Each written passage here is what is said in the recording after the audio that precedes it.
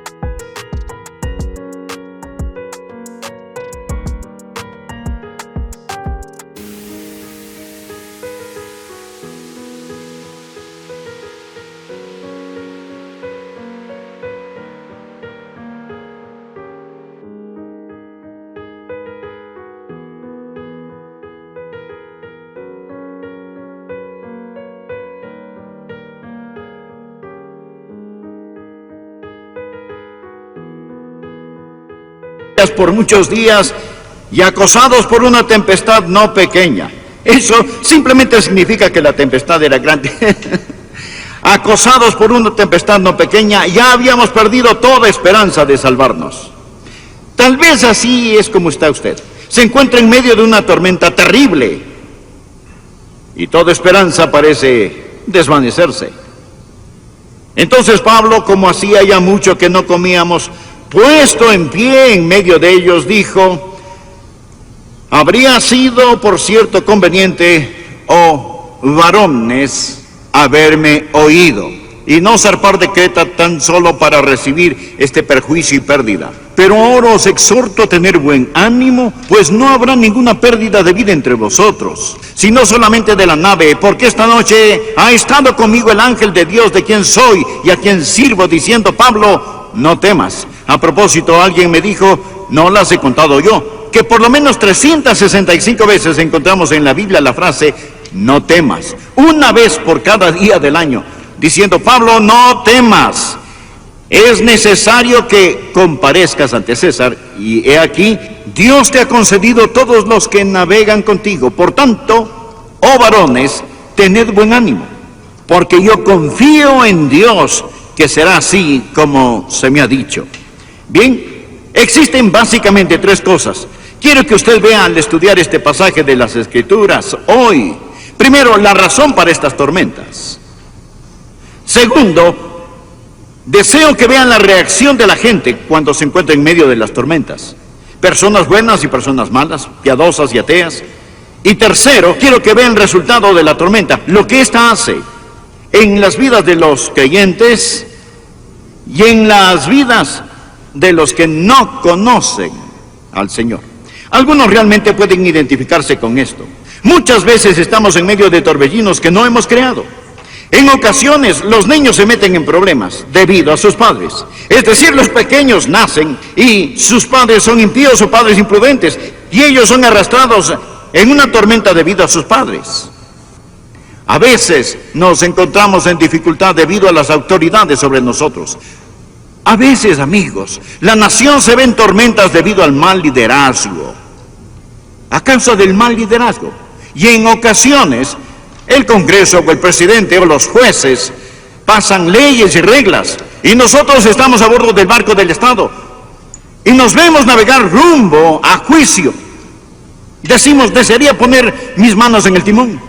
Deseamos de algún modo poder hacerlo, pero navegamos a bordo de la nave del Estado. Somos prisioneros en como lo era el apóstol Pablo, quien realmente no quería zarpar. Por favor, miremos los versículos 9 y 10. Y habiendo pasado mucho tiempo y siendo ya peligrosa la navegación. Hay cierta temporada en el Mediterráneo, sobre todo en aquellos días en que usted no navegaba. Por haber pasado ya el ayuno, Pablo les amonestaba diciéndoles: varones, veo que la navegación va a ser con perjuicio y mucha pérdida, no solo del cargamento y de la nave, sino también de nuestras personas. El apóstol Pablo tenía su radar espiritual. Él estaba diciendo: no naveguen, no naveguen, no naveguen. Más de nuevo, el asunto estaba fuera de las manos de Pablo. No había realmente mucho que él pudiera hacer. Versículo 11.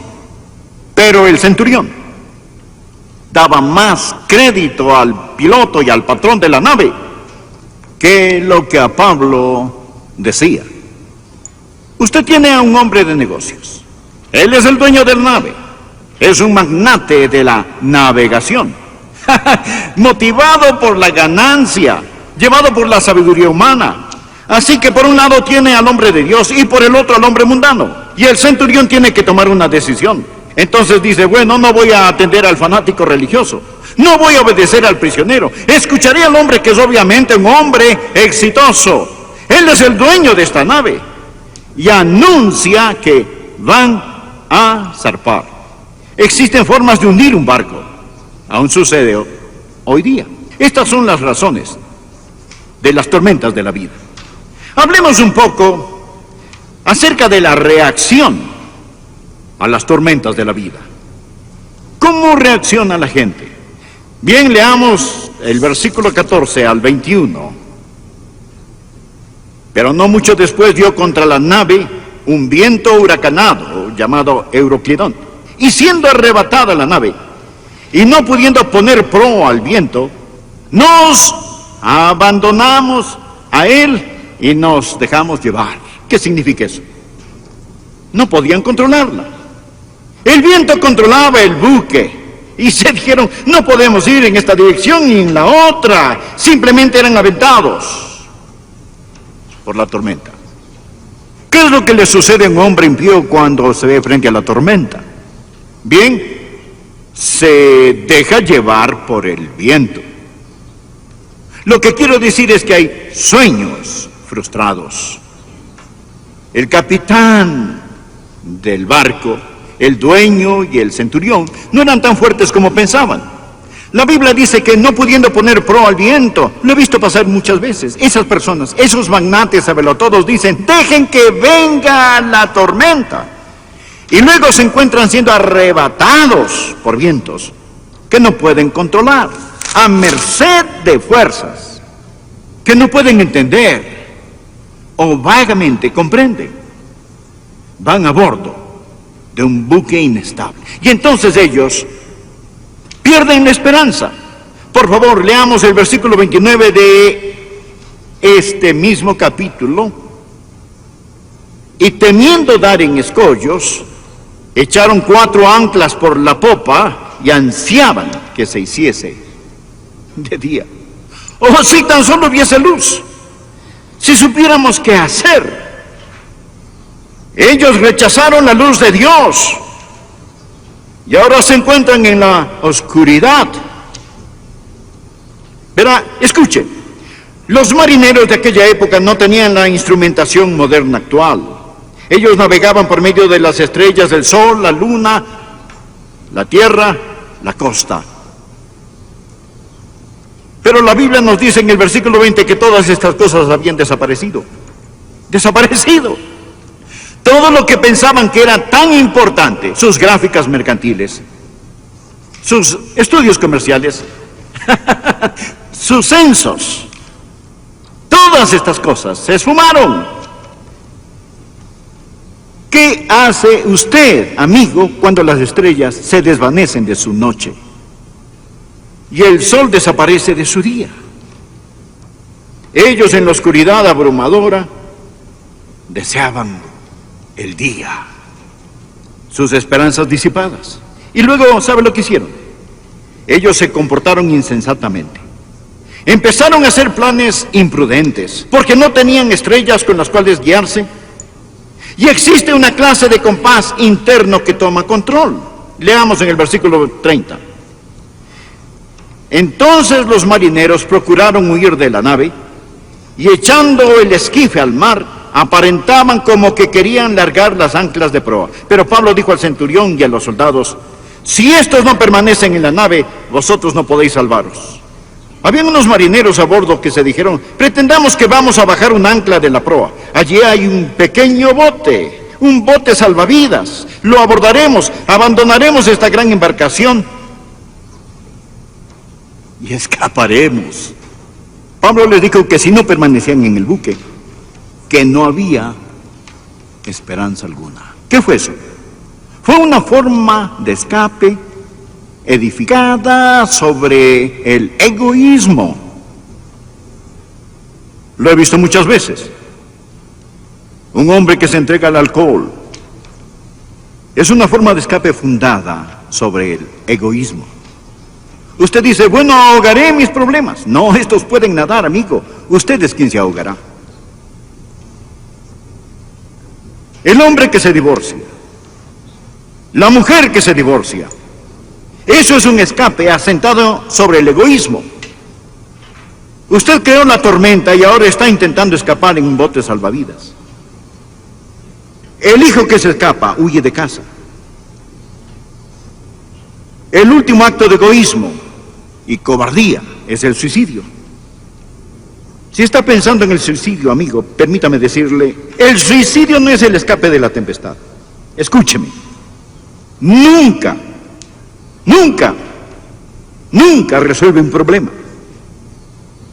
Es lo último en egoísmo y cobardía. Pero esta gente está aquí, siendo arrebatados por el viento. Estaban trabajando, estaban lanzando todo fuera de borda, sin poder ver en qué dirección navegar. ¿Conoce a personas así? Amigos, el mundo está lleno de ellas. Y estaban en una tempestad, de la cual para empezar se les advirtió que no la enfrentaran. Ahora, así es como el incrédulo en ocasiones se enfrenta a las tormentas. Pero ¿qué de los creyentes? Veamos al apóstol Pablo aquí. Esto es una bendición para mí. Por favor, continuemos en el versículo 22. Aquí vemos al apóstol Pablo. Él llama a todos a cubierta y el apóstol Pablo les informa: tengo que anunciarles algo. Pero ahora os exhorto a tener buen ánimo. ¿Se puede imaginar a un hombre decir eso en medio de este tipo de problemas? Hay algunos de ellos que piensan somos unos ingenuos. Piensan que no sabemos de lo que hablamos cuando predicamos un buen mensaje en medio de los días en los cuales vivimos. Existen tres clases de personas: las que tienen miedo, las que no saben lo suficiente como para tener miedo, y los que conocen sus Biblias. Aquí el apóstol Pablo les decía: tener buen ánimo, pues no habrá ninguna pérdida de vida entre vosotros, sino solamente de la nave. Es decir, la nave se iba a perder. Continuó diciendo: porque esta noche ha estado conmigo el ángel de Dios, de quien soy y a quien sirvo. Aquí el ángel de Dios era el Señor Jesús, porque él pertenecía a Jesús. Y el Señor Jesús abordó ese barco con el apóstol Pablo. Y él le dijo: Pablo, no temas. Y nuevamente en el versículo 25 da este mensaje que él da a menudo cuando estamos en medio de la tormenta. Tened buen ánimo.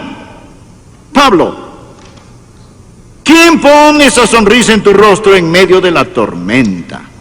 Pablo responde, el mismo que me dio alabanzas en la noche cuando estaba en el calabozo en Filipos. Su nombre es Jesús. Veo el apóstol Pablo caminando en la cubierta del barco, citando la palabra de Dios, el Salmo 107, del versículo 23 en adelante. Los que descienden al mar en naves y hacen negocios en las muchas aguas, ellos han visto las obras de Jehová y sus maravillas en las profundidades, porque habló e hizo levantar un viento tempestuoso que encrespa sus ondas, suben a los cielos.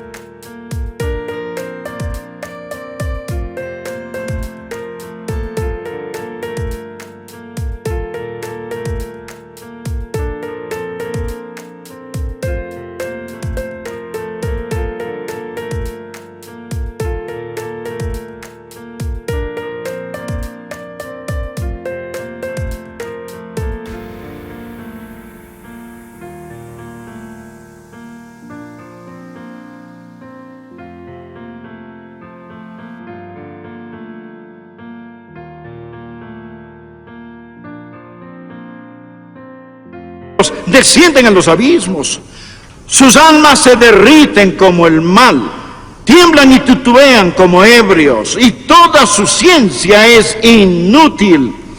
Entonces claman a Jehová en su angustia, y los libra de sus aflicciones. Cambia la tempestad en sosiego, y se apaciguan sus ondas. Luego se alegran, porque se apaciguaron, y así los guía al puerto que deseaban. ¿Qué diferencia entre la reacción de los que conocen al Señor y los que no conocen al Señor cuando están en una tormenta? Quizás si usted está en este instante en una tormenta, desee leer este salmo, le será de gran bendición, el Salmo 107. Ahora, veamos lo último rápidamente. Hemos hablado de las razones y de las reacciones a la tormenta. ¿Cuál fue el resultado de la tormenta? Nuevamente leamos el versículo 23. Porque esta noche ha estado conmigo el ángel del Dios, de quien soy y a quien sirvo, diciendo, Pablo, no temas. Subráyelo, por favor. Es necesario que comparezcas ante César. Bien, ¿quién era César? Él era el emperador romano. ¿Dónde vivía? En Roma. ¿A dónde se dirigía la nave? Hacia Roma, hacia Italia. Y Dios le dijo a Pablo, ahí es hacia dónde te diriges. Amigo, escúcheme. Dios tenía un plan. Y el plan de Dios era llevar a Pablo a Roma. En Hechos 23, versículo 11, Dios le reveló a Pablo, es necesario que testifiques también en Roma. Sin lugar a discusión, Dios lo predeterminó. En Hechos 28, versículo 14, después de este capítulo 27, dice, y luego fuimos a Roma. Escúcheme, no sé de una mejor ilustración en la palabra de Dios que muestre la soberanía divina y la responsabilidad humana al mismo tiempo.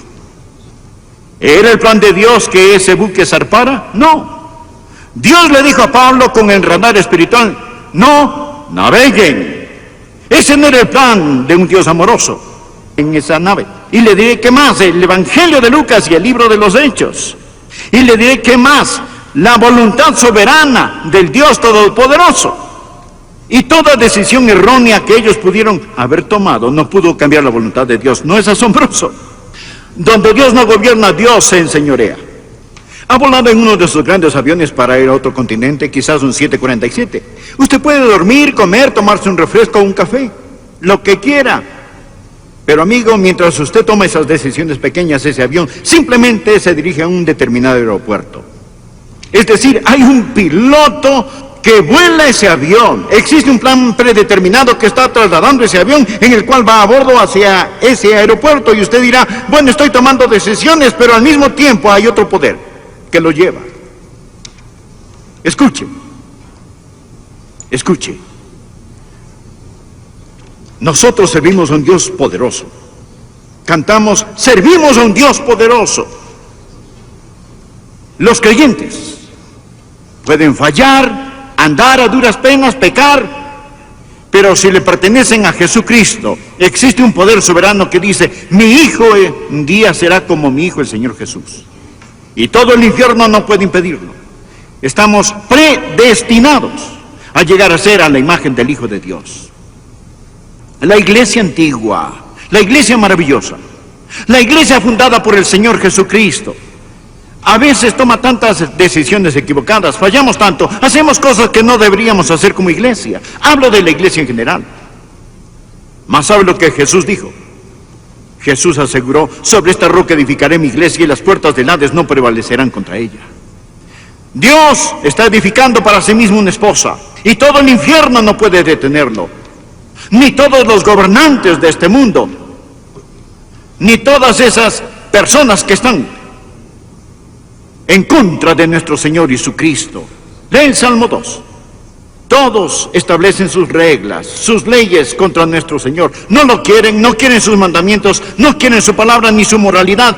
Y ellos dicen, rompamos sus ataduras y desechémoslas. Con todo, Dios aún afirma en el Salmo 2, pero yo he puesto mi rey sobre Sión, mi santo monte. Jesús reinará donde el sol concluya sus jornadas sucesivas. Su reino se extiende de costa a costa, hasta que el brillar de la luna se extinga y no mengue más. Amigos, escúchenme.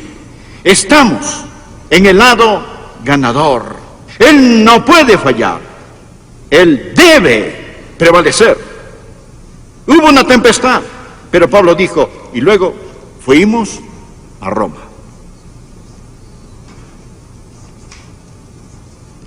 Pablo dijo, tened buen ánimo, yo confío en Dios. Versículo 11 dice que el centurión confió en el dueño de la nave.